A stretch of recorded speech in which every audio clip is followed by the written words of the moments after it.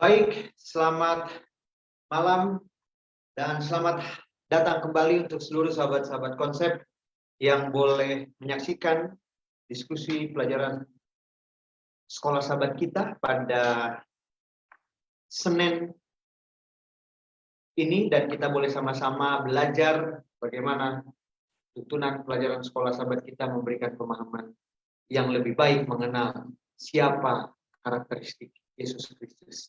Saat ini kita akan boleh mendengarkan presentasi singkat yang akan disampaikan oleh hamba Tuhan Pendeta Muda Ari Depari, yang akan boleh menyampaikan presentasinya di pelajaran diskusi sekolah sahabat kita.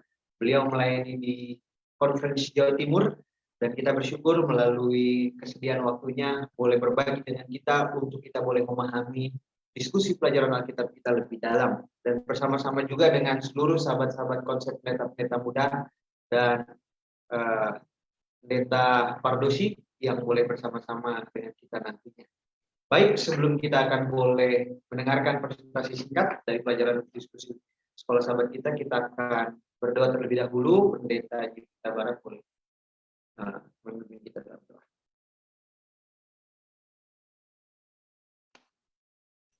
Baik, marilah kita bersatu dalam doa. Ya Tuhan Allah Bapa di sorga, terima kasih untuk segala kebaikan-Mu dalam hidup kami. Kepada petang hari ini kami akan masuk ke pelajaran yang keempat dalam pelajaran sekolah sahabat melalui konsep yang akan kami sampaikan saat ini yang dibawakan Pendeta Ari Depari. Biarlah Tuhan kami dapat memberikan akan pelajaran ini supaya lebih baik lagi dinikmati oleh pemirsa, sahabat-sahabat konsep yang menyaksikan baik dari live Facebook ataupun YouTube. Terima kasih Tuhan, kami serahkan program ini dalam tangan-Mu dalam nama Yesus. Amin. Amin. Baik, saat ini kita akan mendengarkan presentasi dari Pendeta Ari Depari, dan untuk seluruh sahabat-sahabat konsep yang menyaksikan di Facebook boleh mengajukan pertanyaan, boleh diketik di kolom komentar Facebook, dan kita akan boleh sama-sama mendiskusikannya dari pertanyaan-pertanyaan yang boleh disampaikan. Waktu ini kami berikan kepada Pendeta Ari. Terima kasih kepada hamba Tuhan Pendeta Muda Alex yang sudah memberikan kesempatan pada saat ini untuk saya mempresentasikan beberapa kesimpulan dari pelajaran sekolah sahabat kita, dan saya mengucapkan selamat malam kepada semua tim konsep yang ada di Zoom dan juga sahabat-sahabat konsep yang boleh menyaksikannya pada saat ini. Kita kembali belajar dari buku sekolah sahabat kita, memasuki pelajaran yang keempat, dan pada minggu ini kita belajar satu bahasa yang dipakai oleh Rasul Paulus yang judulnya disebut Yesus Saudara Setia Kita.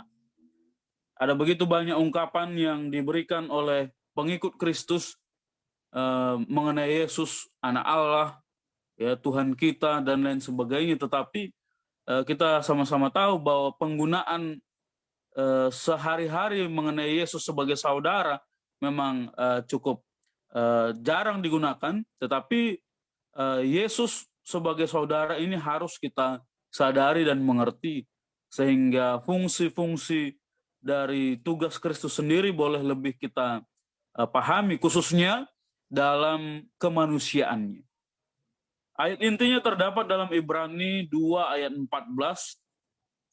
Karena anak-anak itu adalah anak-anak dari darah dan daging, maka ia juga menjadi sama dengan mereka, mendapat bagian dalam keadaan mereka, supaya oleh kematiannya ia memusnahkan dia, yaitu iblis yang berkuasa atas maut. Ya, anak-anak dari darah dan daging, dan ia menjadi sama seperti mereka. Yang pertama kita melihat Yesus saudara yang menebus hutang dosa kita. Rasul Paulus pakai bahasa ini, ya, menjelaskan konsep ini dengan memberikan contoh berdasarkan hukum yang dituliskan oleh Musa. Mungkin kita sudah baca ini di Alkitab kita, dan Paulus mengingatkan bahwa Tuhan memberikan satu peraturan melalui Musa mengenai pertolongan dari kerabat terdekat. Ya, lebih spesifik mungkin saudara laki-laki atau anak atau orang tua untuk membantu orang yang terlilit hutang dan harus menjadi budak karenanya. Ya, jadi bisa dibantu kalau orang ini berada di dalam kesulitan uang dan harus berutang, dan karena hal itu dia terancam menjadi budak karena tidak sanggup, maka saudara atau kerabat terdekat itu memiliki hak untuk membantu. Ya, jadi luar biasa konsep yang dibuat oleh Tuhan melalui Musa pada saat itu, dan Yesus sebagai saudara kita tentunya memiliki posisi yang sama. Ya, karena Paulus kan di sini bicara sama orang-orang Ibrani, jadi dia pakai buku Musa ini. Ya, jadi kalau Yesus sudah terdiri dari darah dan daging dan dia jadi saudara kita, berarti dia berhak untuk membebaskan kita dari hutang dosa. Ya, dalam konsep ini kita bisa melihat kemanusiaan Yesus menjadikan dia saudara kita dan menebus kita dari dosa dan membebaskan kita dari perbudakan. Jadi ini yang bisa kita lihat konsep saudara yang menebus hutang kita, yaitu Yesus. Lalu apalagi pada minggu ini kita juga bicara mengenai Yesus, saudara kita yang tidak malu terhadap kita yang memalukan.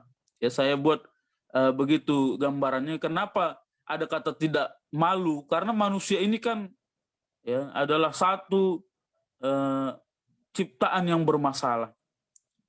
Ya, secara umum dalam keluarga ada kalimat begini, ya, mungkin kita sering dengar, ya, jangan sampai memalukan keluarga, ya, jangan sampai buat malu keluarga, ya. Ada nasihat-nasihat yang diberikan oleh orang lebih tua atau dari anggota keluarga kita terhadap masalah-masalah atau orang-orang yang berpotensi atau sedang bermasalah dalam hidupnya. Ya, apapun tindakanmu jangan memalukan keluarga, ya. Ya, tetapi Yesus, ya, yang adalah penguasa semesta, raja di atas segala raja, tidak malu menyebut kita saudara dan saudari, walaupun kita adalah makhluk yang bermasalah dalam semesta ini. Ya, jadi ini menjadi satu konteks yang bisa kita sadari dan hargai. Ya, karena kalau kita lihat posisi kita sebenarnya, ya, cukup bermasalah, ya, karena bumi kita adalah diisi oleh manusia-manusia berdosa.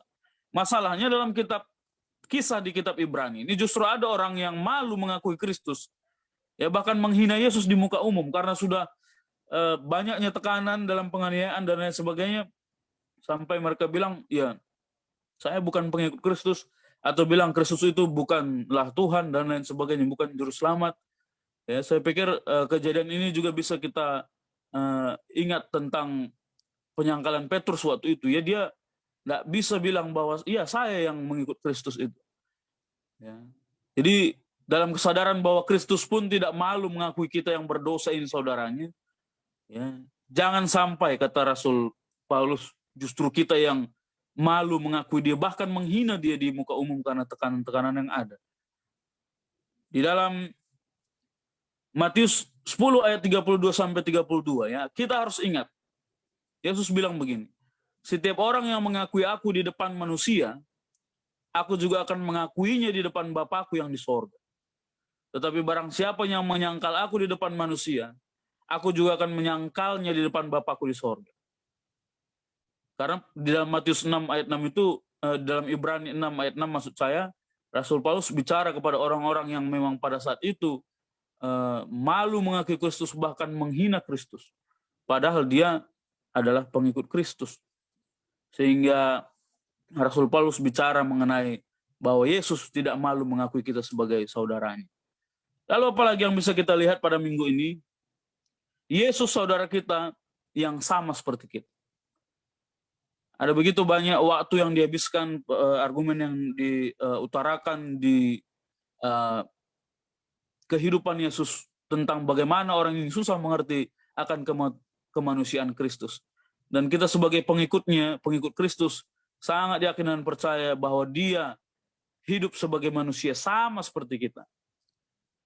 Ya, pada kenyataan bahwa Yesus benar-benar menjelma menjadi manusia dan sama seperti kita diungkapkan oleh kitab Ibrani dengan mengatakan bahwa Yesus juga terdiri dari darah dan daging. Ya, sama seperti kita. Kalau di ayat inti tadi Rasul Paulus bilang. Hal ini juga mengarah pada penekanan bahwa Yesus benar-benar berada dalam keadaan manusia yang lemah, ya, manusia yang lemah. Jadi jangan bilang, oh, Yesus kan bisa buat begini karena dia Yesus. Tidak, Yesus bisa buat begitu walaupun dia manusia, tapi karena dia mengandalkan Bapanya dan mengandalkan kuasa Roh Kudus. Tapi dari sisi keterbatasan, sisi kelemahan itu 100% sama seperti kita. Ya, tetapi dia tetap berada dalam kesucian. Dengan cara itulah dia dapat mengalahkan kuasa kegelapan. Itu bedanya dengan kita. Ya, Kristus tetap taat. Dia tidak melanggar satu dosa pun sejak dia hidup di bumi ini. Ya, tetapi pada prinsipnya kemanusiaannya benar-benar sama seperti kita. Ya, dia bersedih, dia menangis dan lain sebagainya. Kita sudah pernah dengar dalam pelajaran-pelajaran lainnya. Lalu apa lagi? Yesus, saudara kita, disempurnakan melalui penderitaan. Ya. Kalau Yesus menjadi manusia tetapi tidak ada penderitaannya, berarti dia belum bisa disebut 100% manusia.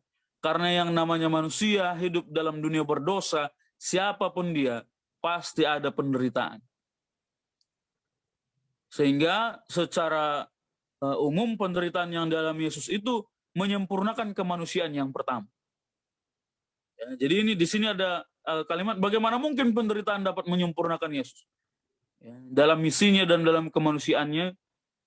Ya, karena dikatakan pada saat Yesus menderita, dia mengerti pergumulan kita sehingga dia layak menjadi pemimpin kita.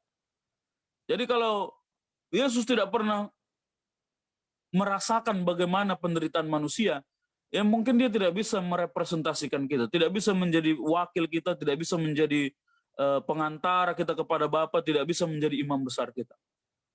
Tapi dia bisa melakukan semua itu karena dia juga menderita, sama seperti semua manusia hidup menderita karena dosa. Dan dengan keadaan itulah dia layak menyelamatkan kita. Ya, karena dia sudah buktikan dia hidup sebagai manusia, dan dia hidup suci, dan dia menderita, dan dia punya jalan bisa menyelamatkan, karena dia pernah menjadi bagian dari kita. Ya, jadi di sini kita mengerti mengapa penderitaan itu menyempurnakan tugas-tugas Yesus. Dia merasakan bagaimana menjadi taat karena dia belum pernah merasakan ketaatan sebelumnya. Karena Yesus adalah Alfa dan Omega, dialah yang maha tinggi di seluruh alam semesta ini. Jadi selama ini dia tidak perlu taat sama siapapun. Tapi kalau dia jadi manusia, dia harus merasakan bagaimana jadi taat sehingga dia melewati penderitaan-penderitaan itu. Ya sampai dia bilang kalau bisa Bapak ya singkirkanlah cawan ini, tapi kehendakmu yang jadi. Ya ketaatan Yesus diekspresikan pada saat dia mau menghadapi penderitaan besar itu. Melalui penderitaan kita, melalui penderitaan Yesus, kita mengerti bagaimana besarnya dia mengasihi kita dan bagaimana dia pada akhirnya bisa menjadi imam besar kita. Ya, karena dia sudah menderita dan mengerti benar bagaimana penderitaan kita. Dan yang terakhir di pelajaran kita minggu ini, Yesus saudara kita menjadi teladan kita. Saat dunia memiliki begitu banyak tokoh yang menginspirasi mereka, bahkan di zaman ini ada begitu banyak orang yang mengagumi, meneladani tokoh-tokoh fiksi, ya, ada begitu booming film-film superhero dan lain sebagainya, tokoh-tokoh biografikal yang punya kisah baik, tetapi orang-orang Kristen harus ingat, ya, bahwa Yesus Kristus, saudara kita yang pernah hidup di tengah-tengah manusia di dunia ini, adalah teladan yang sejati. Dialah orang yang bisa menunjukkan hal yang terbaik untuk hidup sebagai manusia di hadapan Bapa. Dan Tentunya di bagian di dalam Ibrani 12 ayat 3 dikatakan, ingatlah selalu akan Dia. Ini bicara tentang teladan yang sudah Dia lakukan. Rasul Paulus di kitab Ibrani bilang, ingat selalu akan Dia yang tekun menanggung bantahan yang sehebat itu terhadap dirinya dari pihak orang berdosa, supaya jangan kamu menjadi lemah dan putus asa. Jadi keteladanan yang dilakukan oleh Yesus harus menjadi patokan utama dalam hidup kekristenan. Harus menjadi patokan utama dalam hidup rohani, sehingga kita juga akan menjadi kuat secara rohani. Dan di bagian akhir, saya mengutip komentar Nyonya White dalam artikel Review and Herald. Dia katakan begini, jika kita melakukan kehendak Tuhan, kita dianggap sebagai saudara dan saudari dari Tuhan kita. Ya, Tuhan bilang, ya siapa yang melakukan kehendak Bapakku, dialah saudaraku, dialah saudariku, dialah ibuku. Waktu ada seorang murid yang bilang, saudara-saudarimu dan ibumu mau ketemu. Tapi Yesus bilang, siapapun yang melakukan kehendak Bapa, dia saudaraku. Kita harus mengingat ini, kata Nyonya White, dalam kehidupan kita sehari-hari, dan kita harus selaras dengan kehendak Allah. Ya, kita harus terus-menerus mendekat kepada Tuhan, kita harus bicara tentang Yesus, mengungkapkan kasih-Nya dalam hidup yang mengabdikan seluruh pengabdian kepadanya. Semakin kita memikirkan kemurnian karakter Kristus, semakin kita akan berhasrat untuk menjadi seperti Dia. Dan dengan demikian, kita akan dibawa lebih dekat kepadanya. Semakin kita melihat keindahannya, semakin kita akan mencerminkan citra ilahi-Nya. Kiranya pelajaran Yesus sebagai saudara ini lebih bisa kita ingat lagi, dan tentunya ini berhubungan dengan bagaimana hubungan kita dengan Kristus akan lebih baik lagi. Kiranya Tuhan memberkati. Baik, terima kasih Pendeta Muda Ari Depari yang boleh menyampaikan pelajaran sekolah sahabat kita yang sangat baik dengan pelajaran yang keempat, judulnya Yesus Saudara Setia Kita. Di dalam pelajaran ini sudah barang tentu saya melihat ada gambaran yang berbeda yang diberikan oleh buku Ibrani menggambarkan Yesus. Ya. Mungkin dalam kekristenan sering sekali kita mendengarkan Yesus digambarkan sebagai seorang anak Allah, itu kekristenan umum memahaminya dalam Alkitab kebanyakan diterjemahkan dengan demikian. Yesus digambarkan sebagai imam besar kita, Yesus digambarkan sebagai Tuhan kita. Tetapi pada malam hari ini kita punya pekabaran yang baik yang tadi boleh disampaikan bahwa Yesus adalah saudara kita. Wah, ini sudah barang tentu gambaran yang berbeda ya, yang kita boleh dapatkan di dalam buku Ibrani pasal yang kedua ya. Dalam Ibrani pasal yang kedua ini digambarkan Yesus sebagai seorang saudara kita. Nah, ini menjadi pelajaran yang baik untuk kita pelajari bagaimana makna lebih dalam ketika Yesus mau menyatakan dirinya sebagai seorang saudara. Artinya tidak hanya dia digambarkan sebagai seorang imam saja, tetapi dia lebih dekat kepada kita umat yang berdosa ini ya, sehingga kata saudara itu disampaikan. Cukup baik dalam memberikan pemahamannya. Sekarang kita masuk kepada pertanyaan ya di dalam diskusi pelajaran sekolah sahabat kita, dan saya mengundang juga kembali untuk seluruh sahabat-sahabat konsep yang boleh menyaksikan di Facebook. Jika ada pertanyaan-pertanyaan boleh dikirim di kolom chat. Kita akan fasilitasi untuk bisa menjawab setiap pertanyaan-pertanyaan yang sahabat-sahabat konsep perlu tanyakan kepada kita pada saat ini. Baik Pendeta Ari, ini ada satu pertanyaan untuk mengawali diskusi kita. Pertanyaan yang pertama Pendeta Ari masuk kepada kita pada saat ini. Bagaimana cara kita mengembalikan ya sesuatu yang kita ini merasa malu karena dosa kita.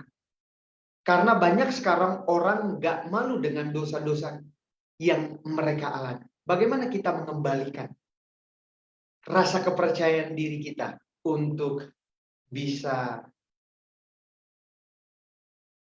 melihat dosa ini adalah dosa dan kita malu terhadap dosa itu. Silakan Pendeta Muda Ari. Baiklah, terima kasih. Bagaimana cara kita untuk mengembalikan rasa malu? Ya, pada dasarnya pelajaran kita minggu ini pada saat bicara tentang rasa malu ini adalah bicara tentang pengakuan akan Kristus, dan kenapa itu dibahas? Karena Kristus tidak malu mengakui kita. Dan pada saat ini dihubungkan dengan bagaimana jika ada orang yang artinya mau mengembalikan urat malu untuk melakukan dosa, karena ada orang yang terjebak dalam situasi mungkin sudah biasa begitu, sudah tidak sungkan, tidak segan lagi mungkin melakukan dosa. Itu yang mungkin saya tangkap dalam pertanyaan ini.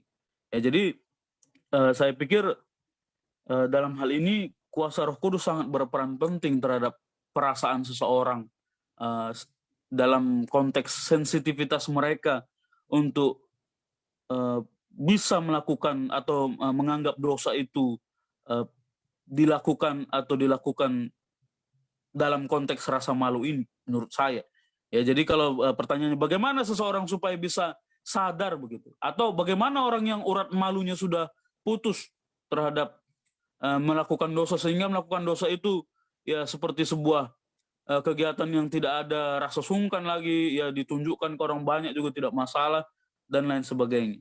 Ya, jadi walaupun tadi jangan lupa sekolah sahabat kita ini bicara rasa malu ini tentang pengakuan Kristus terhadap kita dan pengakuan kita terhadap Kristus, tapi pertanyaan ini bicara kalau kita tidak malu lagi melakukan dosa, saya pikir kita harus kembali lagi menata hubungan kita terhadap Tuhan kita, khususnya bagaimana Roh Kudus bisa bekerja di hati kita, sehingga tentunya ada satu keseganan yang besar untuk melakukan dosa, karena tentunya di luar Alkitab sendiri pun tahu melakukan sebuah kejahatan itu adalah sebuah hal yang tidak patut. Mungkin itu yang bisa saya jawab mengenai pertanyaan ini. Terima kasih. Baik, terima kasih Pendeta Muda Ari Depari yang boleh menjawabnya. Saya mau coba ke Pendeta Jimmy Huta Barat. Bagaimana Pendeta Jimmy Huta Barat? Banyak sekarang manusia memang sudah tidak malu lagi dengan dosa, Pendeta Jimmy. Tidak lagi malu dengan dosa. Apakah mungkin manusia sudah kehilangan kesadaran? Nah, mungkin kurang lebihnya seperti itu. Apakah mungkin manusia sudah kehilangan kesadaran bahwa itu dosa gitu? Ya mungkin begitu, Pendeta Jimmy. Silakan Pendeta Jimmy. Baik, terima kasih ya. Jadi kalau ada orang yang melakukan segala sesuatu dan itu dianggap sebagai hal yang lumrah atau yang biasa, sedangkan itu sudah melanggar firman Tuhan atau yang disebut hukum Tuhan sehingga dia berdosa, ya ini saya rasa ya dia sudah bukan manusia normal lagi ya. Artinya pernah disampaikan di dalam Alkitab bahwa ketika orang itu melakukan dosa, bahwa dia itu sudah ditinggalkan oleh Roh Kudus ya, ketika dia selalu melakukan dosa terus-menerus, sehingga dia tidak lagi merasa bahwa dia berdosa, dia malu melakukan dosa, dia sembunyi-sembunyi, tidak, justru dia tidak ada lagi memiliki rasa takut ya. Nah, ini berarti sudah bukan lagi ada Roh Kudus di dalamnya, tapi sudah ada roh setan yang selalu menguasai dia ya. Nah, ini berbahaya ketika ini bisa menjadi bagian dari umat Tuhan ya, sehingga orang itu tidak lagi berpikir-pikir untuk melakukan dosa atau disebut tadi tidak malu-malu lagi ya. Jadi semua sudah dilakukan di depan umum, bahkan di mana saja. Nah, ini berarti ada yang sudah salah dengan orang tersebut. Terima kasih. Itu mungkin yang saya bisa tanggapi. Oke, baik. Terima kasih Pendeta Jimmy Huta Barat. Mungkin saya sedikit menambahkan ya, meluruskan dari pertanyaan ini. Di dalam pelajaran sekolah sahabat kita di pelajaran hari Senin ini dengan judul tidak malu menyebut mereka saudara. Nah, saya gambarkan begini. Kadang-kadang saya sebagai orang Kristen malu menyampaikan Yesus saya kepada orang. gitu ya. Karena mungkin saya orang minoritas dalam kategori ini. Nah, kira-kira itu dosa atau enggak? Nah, mungkin begitu ya. Memahami untuk kita bisa kaitkan di dalam pelajaran sekolah sahabat. Saya boleh minta bantuan Pendeta Pardosi, Pendeta, untuk menjawab pertanyaan ini. Bagaimana kita mengembalikan rasa malu itu supaya kita bisa memperkenalkan Allah kita.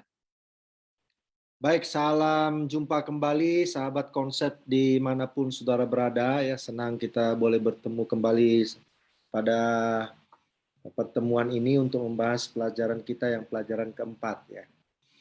Nah, isunya adalah tentang malu ya. Yang pertama tadi pertanyaannya adalah bagaimana orang bisa merasakan malu atas dosanya sendiri. Yang pertama itu ya tergantung akibatnya apa. Kalau seorang anak gadis, mohon maaf, hamil di luar nikah kan pasti malu. Tapi seandainya tidak hamil kan tidak ada malu dia. Karena apa? Karena dampaknya itu tidak terlihat. Jadi kenapa orang berdosa sepertinya tidak ada rasa malu dalam dirinya? Ya karena dampaknya tidak terlihat orang banyak.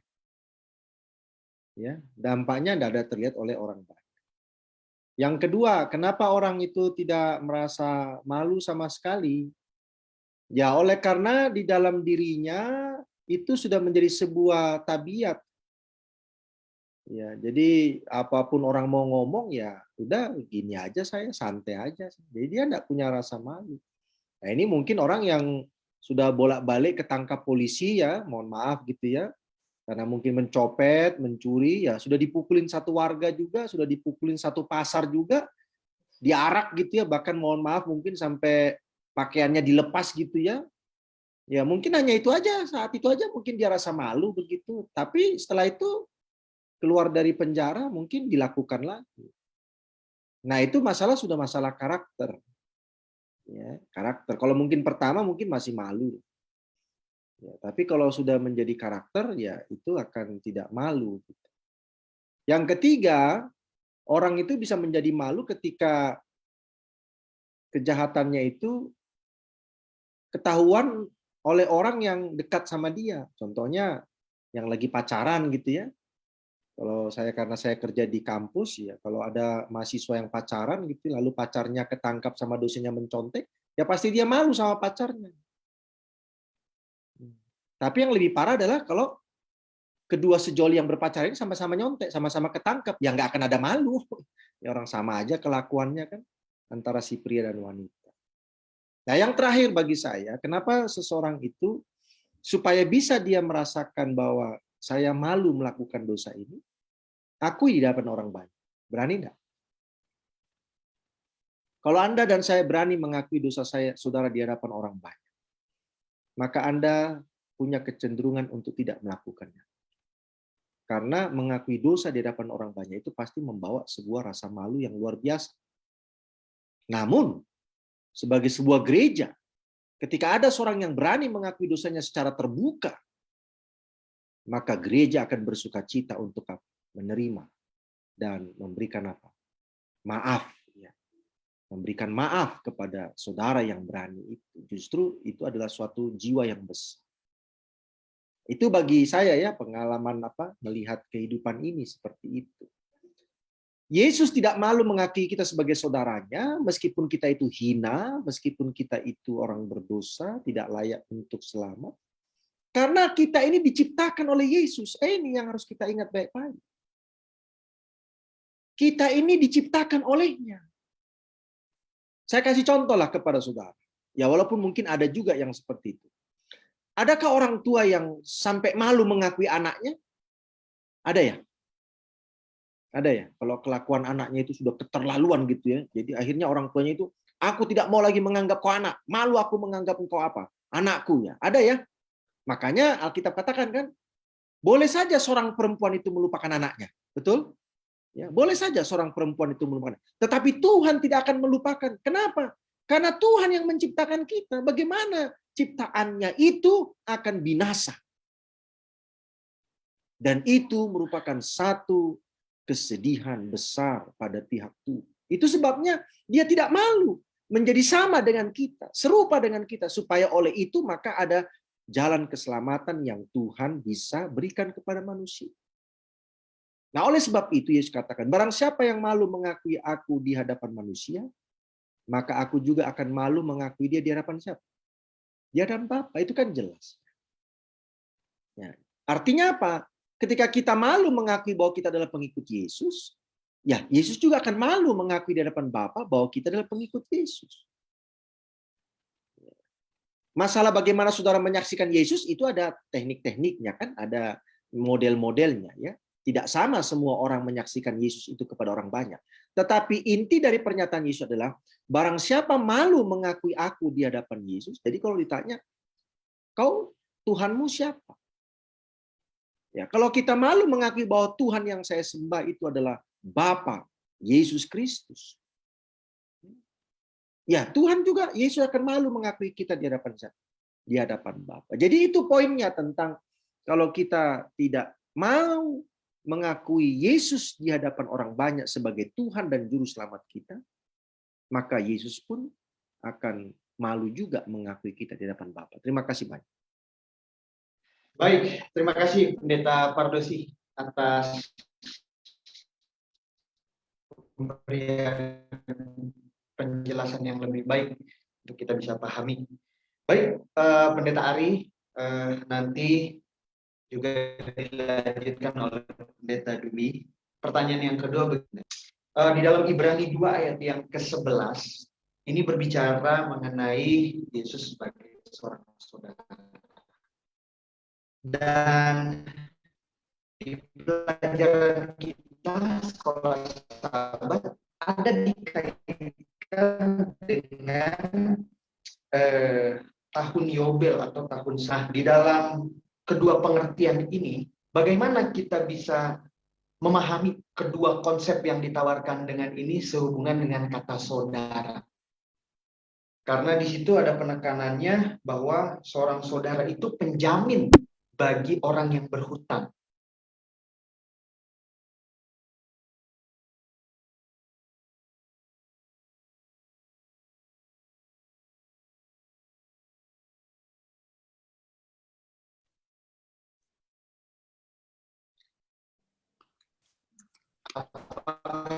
Terdengar suara saya? Apa sudah boleh? Halo Pendeta Ari, terdengar suara saya? Ya. Sudah lancar. Coba diulang lagi Pendeta. Oke. Pertanyaan yang kedua begini Pendeta Ari. Di dalam Ibrani pasal 2 ayat yang ke-11, Yesus digambarkan sebagai seorang saudara. Nah, pelajaran sekolah sahabat kita ini juga mengutip konsep dari buku Perjanjian Lama mengenai tahun Yobel, di mana saudara itu menjadi penjamin ketika ada seorang saudara yang berhutang, tapi di tahun itu jaminan saudara itu yang membuat dia terbebas dari hutang. Kira-kira bagaimana kita bisa memahami kedua konsep ini supaya bisa dipersatukan? Silahkan Pendeta Ari, nanti dilanjutkan Pendeta Dwi. Baiklah, terima kasih. Jadi seperti yang sudah saya sebutkan tadi di poin pertama, Yesus saudara yang menebus hutang dosa kita. Rasul Paulus sampaikan di buku Ibrani bahwa konsep bagaimana Yesus sebagai saudara kita membayar hutang-hutang dosa kita itu digambarkan sebagai perintah Tuhan yang dituliskan oleh Musa tentang bagaimana sanak atau keluarga atau kerabat terdekat yang mempunyai kesempatan. Ya, jadi dalam sistem kehidupan bangsa Israel secara hukum, mereka punya kesempatan untuk membantu saudara mereka. Bahkan ini bukan kesempatan, ini hak. Ya, mereka punya hak untuk membantu saudara mereka yang berada dalam kesulitan finansial secara umum. Kalau pada saat mereka berhutang tidak sanggup, dan saudara mereka ini akan boleh menjadi penjamin yang akan membebaskan saudara mereka yang berhutang ini dari konsekuensinya. Ya, konsekuensinya biasanya kalau nggak sanggup bayar, ya jadi budak begitu. Itu yang pertama. Lalu di contoh lain Rasul Paulus juga bahas sebenarnya bahwa jika ada saudara mereka yang mengalami pembunuhan, ya ini contoh lainnya, mengalami pembunuhan yang disengaja, bahwa saudara atau kerabat mereka juga berhak untuk menuntut hutang darah. ya, supaya dicari keadilan. Siapa yang membunuh itu dengan sengaja, supaya mendapat ganjaran yang konsekuensi yang patut sesuai dengan hukum Tuhan. Jadi dari sinilah Rasul Paulus bicara, karena audiensnya ini orang Ibrani. Jadi dari konsep saudara yang membantu orang untuk melepaskan hutang itulah, sepertilah Kristus juga sebagai saudara kita boleh membebaskan kita dari hutang dosa dan dari perbudakan dosa itu. Jadi saya pikir itu secara sederhana kenapa diambil itu, karena pada saat itu Rasul Paulus bicara dan menempatkan posisi Yesus sebagai saudara kita, sehingga dia mempunyai hak untuk menebus dosa kita seperti yang sudah dituliskan oleh Musa. Terima kasih. Terima kasih. Berarti cukup menarik ini ya, ada konsep yang ditawarkan di dalam buku Perjanjian Lama, khususnya di Bilangan 35 ayat 9 sampai 15. Pelajaran sekolah sahabat kita berikan ya penjelasannya. Berarti dengan kata lain kita berpikir begini. Artinya ketika saudara kita mengalami sebuah permasalahan sehingga harus dihukum, ketika ada saudara yang lain menjaminkan hukumannya itu, kalau yang tadi disampaikan pembunuhan, ya berarti memang sudah tidak ada harapan lagi ya. Istilahnya bukan dia yang buat dosa, tapi dia yang harus dikorbankan. Wah, ini luar biasa sekali ya. Pelajaran Perjanjian Lama memberikan penekanan itu yang Musa sampaikan. Bagaimana menyikapi hal ini, Pendeta Dwi? Silahkan, Pendeta Dwi. Ya baik, selamat malam buat kita semua para sahabat. Tuhan itu di sini menetapkan ada yang namanya tahun Yobel, itu adalah tahun Sabat selama dia 50 tahun sekali. Dan pada tahun Sabat itu maka seluruh hutang-hutang itu dihapuskan. Ya. Tetapi itu kan jangka waktunya sangat lama. Oleh sebab itu Yesus memberikan suatu hukum yang lain daripada tahun Yobel itu untuk yang disebut namanya Goel. Ya, penebus. Nah, Goel ini memiliki beberapa tanggung jawab yang ada yang disebut sebagai penuntut balas. Jadi kalau misalnya ada saudaranya dibunuh, ya, Goel ini punya hak untuk menuntut balas atau membunuh orang yang membunuh saudaranya itu tanpa dia dituntut untuk hukuman. Ya. Kemudian ada Goel, dia berfungsi, dia juga ditugaskan untuk menolong saudaranya kalau dia terlilit hutang, kemudian sampai dia mau diperbudak, maka dia punya kewajiban dan punya hak untuk menebus saudaranya itu, membayar utangnya dan sebagainya, supaya tidak dijadikan budak. Kalau ada saudara yang kekurangan ekonomi, dia sampai tidak bisa makan dan sebagainya, Goel ini juga punya kewajiban untuk membantu secara ekonomi. Ya. Banyak hal tugas daripada Goel ini, dan Yesus itu digambarkan sebagai Goel ini, ya, sebagai saudara yang punya kewajiban dan punya hak untuk menolong kita apabila pada saat kita misalnya kesusahan, bahkan dia menuntut balas pada saat kalau kita misalnya dibunuh dan sebagainya. Nah, itulah kata penebus yang digunakan di dalam Bilangan 35 ini, ayat yang ke-12 ya, tepatnya, penuntut balas, jadi kata Gaal. Nah, ini cuma dari penuntut darah aja yang dipakai. Jadi di sini kita tahu bahwa Yesus justru menempatkan diri sebagai seorang yang punya hak dan punya kewajiban untuk menebus kita. Nah, ini uniknya. Ya, sebagai saudara yang punya kewajiban dan punya hak untuk menebus kita. Karena itu sudah digariskan, dan Yesus adalah Goel itu bagi kita untuk menebus dari dosa-dosa kita. Nah, itulah mungkin yang saya bisa kasih tambahan. Terima kasih. Oke, baik, kita mungkin boleh minta respon dari Sir. Sir, ya, melihat konsep ini sepertinya kalau saya pikir kalau sekarang ya jadi seperti tidak adil ya, Sir ya. Karena dalam Perjanjian Lama yang melakukan dosa siapa, ketika di tahun Yobel itu kalau ada yang menjamin ya harus dia. Kalau dia dosanya cuman hutang ya Nggak masalah sih, Sir. Tapi kalau dosanya sampai pembunuhan, Sir, ini tadi disampaikan kan harus diganti darah juga, Sir. Ini bagaimana, Sir? Mungkin saya luruskan dulu pemahamannya, mungkin karena supaya jangan salah gitu ya. Kalau ada orang membunuh orang lain, maka keluarga dari yang dibunuh ini berhak untuk membunuh orang yang membunuh keluarganya. Jadi itu kan bukan masalah dosa itu. Kan hukuman aturan Musa kan nyawa ganti nyawa. Tetapi siapa yang boleh membunuh orang itu adalah keluarga dari yang dibunuh. Kecuali pembunuhan itu tidak sengaja, maka orang itu harus pergi ke 6 kota perlindungan dan menunggu sampai imam besar meninggal dunia, baru dia bisa keluar dengan bebas dari kota perlindungan. Tetapi kalau imam besar belum keluar, belum meninggal dunia, tapi orang ini sudah keluar dari kota perlindungan, maka si penuntut darah itu, yaitu keluarga dari orang yang dibunuh itu, berhak untuk membunuh orang itu. Kan itu aturannya, jadi tidak ada masalah dosa di sini. Yang seperti tadi disampaikan bahwa dia yang berdosa, kenapa saya yang menanggung? Enggak. Yang kedua, masalah tentang dijual menjadi budak. Sebenarnya, Goel yang dimaksud tadi Pendeta Dwi itu bisa menebus keluarganya kalau tidak sabar menunggu tahun Yobel, kan begitu. Tapi kalau sabar menunggu tahun Yobel, keluarganya tidak berhak menebus. Karena tahun Yobel, budak itu harus dilepaskan. Termasuk juga dengan hutang piutang, mungkin tanah dan lain sebagainya.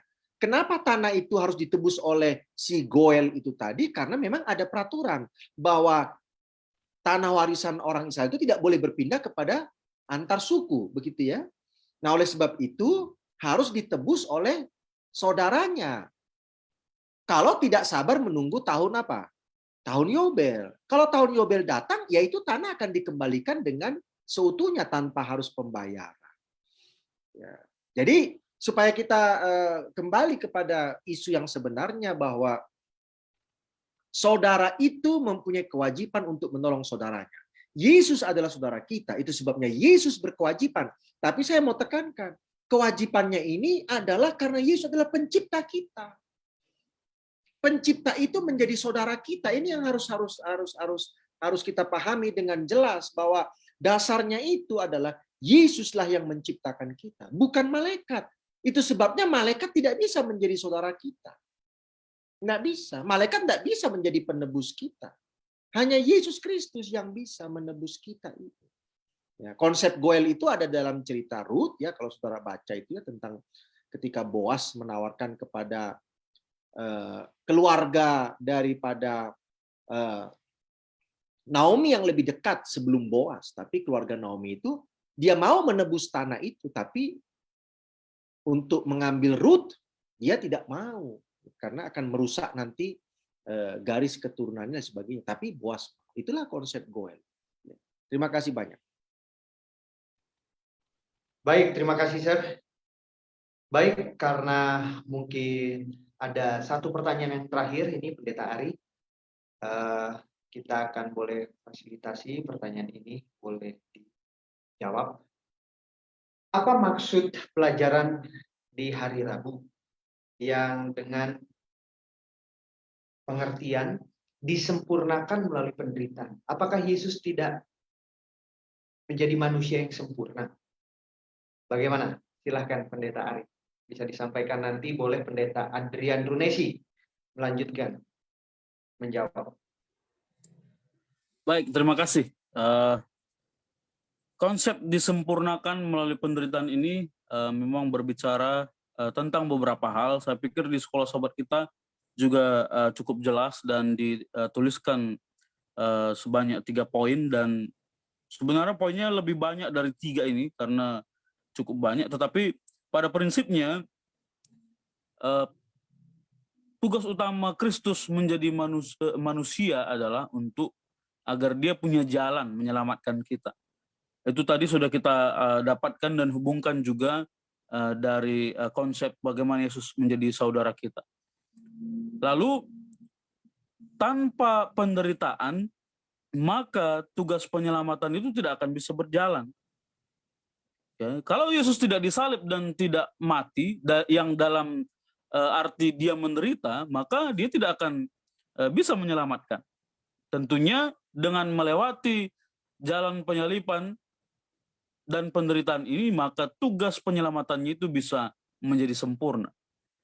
Dari itu konteks yang paling utama menurut saya. Tapi konteks yang lainnya di sini juga berbicara tentang bagaimana Yesus yang adalah manusia bisa bergumul dalam penderitaan itu sendiri. Jadi nggak fair kalau kita bilang Yesus benar-benar manusia kok, tapi dia nggak menderita.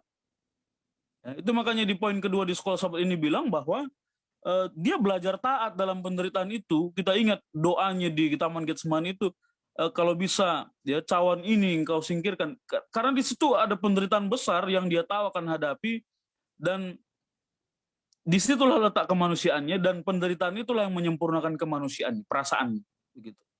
Jadi saya pikir itu cukup penting untuk bicara tentang mengapa penderitaan itu menyempurnakan. Dan pada akhirnya di sini juga bilang bahwa kalau dia tidak menderita, dia tidak akan bisa menjadi perantara kita, karena dia nggak tahu keadaan kita kalau dia nggak menderita.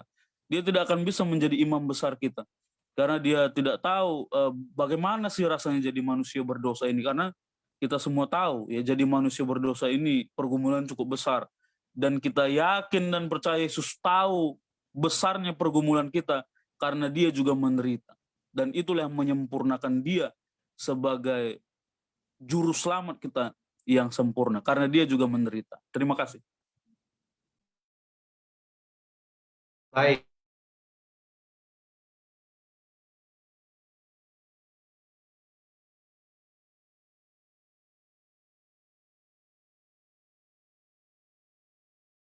Dilanjutkan Pendeta Adrian, silakan. Baik, terima kasih.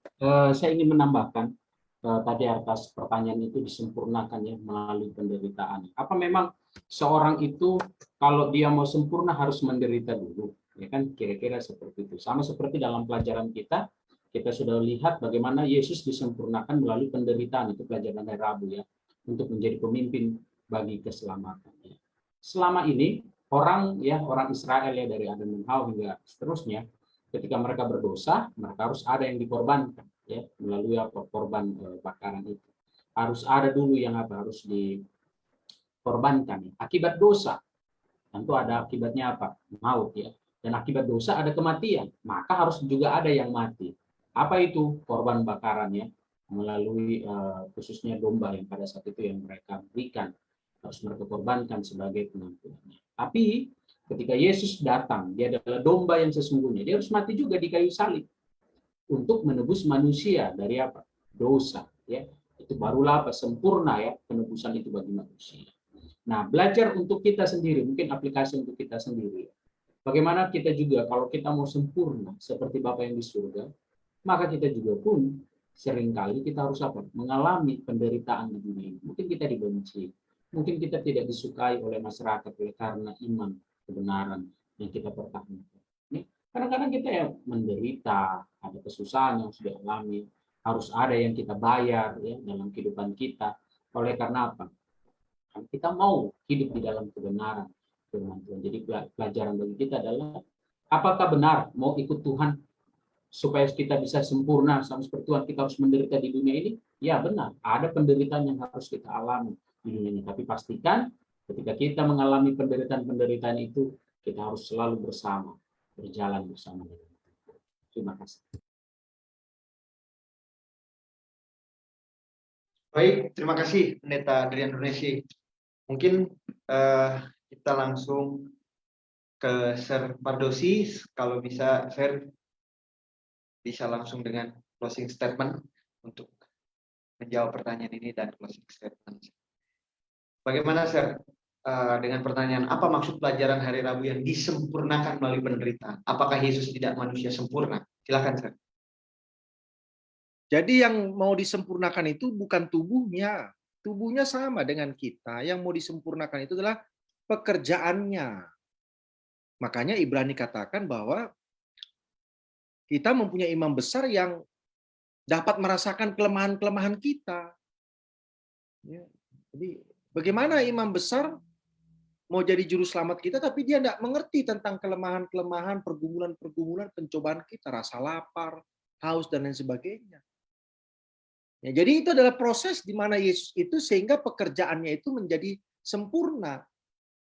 Melalui penderitaan itu maka dia menjadi sempurna. Bukan dirinya, tubuhnya yang mau disempurnakan, tidak. Tubuh Yesus itu menjadi sempurna waktu dia bangkit dari kematian, dan tubuh itu yang dibawa ke surga. Tubuhnya itu tubuh kekal. Tapi waktu dia lahir ya tubuhnya itu ya sama seperti kita ini. Nah, untuk mengakhiri atau sebagai closing dari saya adalah Yesus itu adalah saudara kita yang setia. Atau dalam judulnya adalah saudara setia kita. Nah, yang pertama yang saya mau sampaikan kepada kita ini adalah seorang saudara itu tidak mementingkan diri. Dan itu ditunjukkan oleh Yesus Kristus. Ini mari kita ingat baik-baik nih. Kalau kita mau mengakui orang lain itu sebagai saudara kita, ya prinsip yang pertama adalah ya tidak mementingkan diri. Yang kedua yang Yesus tunjukkan kepada kita sebagai kita saudaranya adalah seorang saudara itu rela berkorban. Rela berkorban bagi kita. Jadi tidak mementingkan diri, itu arah kepada dirinya. Rela berkorban itu arah keluar. Dan itulah yang ditunjukkan Yesus di kayu salib itu. Dia tidak mementingkan dirinya dan membiarkan manusia itu mati begitu saja, tinggal ciptakan yang baru. Tapi dia mencari jalan bagaimana menyelamatkannya. Itulah dengan selalu apa? Dengan proses pengorbanan itu. Nah, dengan demikian maka kita perlu juga meniru, meneladani apa yang Yesus lakukan sebagai saudara kita. Demikian juga kita kepada saudara-saudara kita yang lain, baik secara darah dan daging, ataupun sesama umat-umat Tuhan.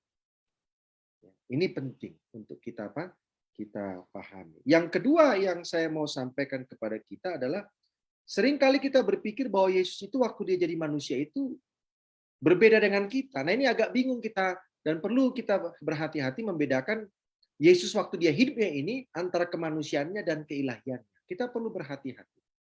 Keilahian Yesus itu tidak pernah dipakai untuk dirinya, kesenangan dirinya, kepentingannya. Tidak pernah. Yesus gunakan keilahiannya waktunya ini, iya. Tapi itu adalah untuk kepentingan manusia. Dia berjalan di atas air itu kan sudah keilahian. Tidak ada dalam Alkitab orang berjalan di atas air. Itu sudah keilahian. Tetapi dia lakukan itu karena mau menyelamatkan murid-muridnya yang sudah terombang-ambingkan di mana? Di danau itu kan. Itu jadi dia tidak pernah gunakan itu untuk dirinya sendiri. Tapi keilahian itu selalu digunakan untuk kebaikan, kebutuhan manusia yang dilayani oleh Yesus Kristus. Nah, oleh sebab itu, Yesus waktu dunia ini sedarah, sedaging, sama dengan kita. Tapi dia tidak dikuasai dosa. Dia tidak berbuat dosa. Itu sebabnya dia dicobai. Kalau Yesus tidak punya kecenderungan untuk berbuat dosa, untuk apa dia dicobai? Bagaimana menurut saudara? Untuk apa dia dicobai? Orang dia tidak punya kecenderungan berbuat dosa. Tapi karena ada dia tubuhnya sama dengan kita, berarti dia memiliki kecenderungan berbuat dosa. Itu sebabnya dicobai. Apakah saudara mau mencobai patung? Bagaimana cara mencobai patung? Kan nggak ada gunanya mencobai patung. Karena patung tidak punya kecenderungan berbuat dosa. Yesus dicobai sebagai bukti bahwa dia pun memiliki kecenderungan untuk berbuat dosa. Kenapa? Loh, ilahi kok mempunyai kecenderungan berbuat dosa? Bukan. Karena dia sebagai manusia. Betul ya? Karena dia sebagai manusia. Sebagai manusia dia mempunyai kecenderungan berbuat apa? Dosa. Sebagai ilahi tidak ada pada diri Yesus untuk mempunyai kecenderungan apa? Berbuat dosa. Terima kasih banyak, Tuhan memberkati. Salam jumpa kembali. Saksikan terus dengan setia pelajaran-pelajaran Sekolah Sahabat bersama Cohen Serve People. Baik, terima kasih Pendeta Pardosi. Luar biasa untuk closing statement. Ada paling sedikit kita sudah mulai belajar dua hal yang baru pada malam hari ini. Bagaimana kita bisa memahami bagaimana Yesus menjadi seorang saudara kita yang sejati. Terima kasih. Untuk selanjutnya, siap untuk Pendeta Ari Depari untuk memberikan closing statement. Silakan Pendeta. Terima kasih. Closing statement dari saya untuk pelajaran kita yang keempat pada minggu ini, Yesus saudara setia kita. Satu penekanan yang mengingatkan kita kembali bahwa Allah kita yang Maha Kasih itu juga menempatkan dirinya dengan sangat rendah, kalau kata bahasa di kitab Filipi, untuk menjadi sama seperti kita dan menjadi saudara kita. Sehingga sesuai dengan judul sekolah sahabat kita, Yesus saudara setia kita, maka kita pun harus menjadi saudara yang setia kepada Dia. Ya, tentunya tadi sudah dijabarkan oleh Pendeta Pardosi tentang bagaimana kita juga harus menjadi seperti Dia. Dan di dalam kesadaran akan pelajaran kita pada minggu ini bahwa Dia saudara kita, maka saya harap pada saat kita mempelajarinya, kita pun akan memiliki satu perasaan lagi bahwa kita benar-benar boleh lebih mendekatkan diri karena Dia saudara kita. Ya, kalau selama ini kita ingat Dia juru selamat kita, Dia Allah yang Maha Tinggi, Alfa Omega, itu seolah-olah di atas semua. Tapi pada saat Ibrani bilang Dia saudara kita, semua orang bisa dekat dengan Dia sebagai saudara secara manusia. Terima kasih banyak, Tuhan memberkati.